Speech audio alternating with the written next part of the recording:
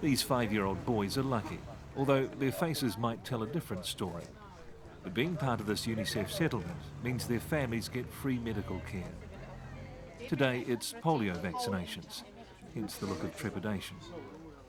It's a basic service, but means avoiding an overburdened public health system or the cost of private care.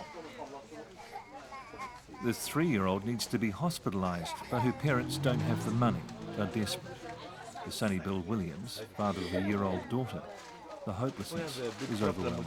Oh, it's so confronting because the similarities between yourself and them, you can see yourself in their situation and what you do, and it's exactly the same. We're told later the UNICEF aid partner will pay for the treatment.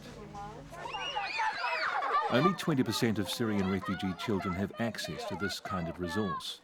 The rest, predominantly in urban areas, go unattended. The older children know too well what they've lost to this war. 17-year-old Mohammed says when his family was in Syria, they lived well, had all the usual appliances, computers. But now in Lebanon, they have nothing. But as each of these teenage boys tells Sonny Bill their story, it's clear it's not possessions they missed most. It's education and the chance to earn a living. Because the Lebanese government doesn't officially acknowledge the refugees, they can't get proper employment. They're forced to take low-paid, under-the-table jobs. They have to provide for their family, 16-year-old Ali says his father can't work, and when the money ran out, he had to leave school and take a job as a builder's labourer. He earned $15 a day, but that work ran out 2 weeks ago.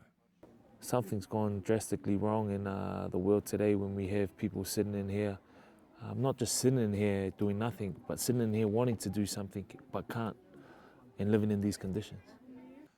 With no schooling and no money, it's feared these young men are prime targets for rebel recruiters who offer payment to families if their sons fight in Syria.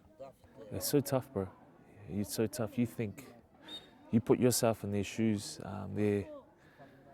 Some of them they don't have fathers. Some of them, their fathers are disabled, or some of them they're the only ones that are having to look after a household where their mothers and their sisters. And you put yourself in their shoes. How much you love your mother, how much you love your sisters.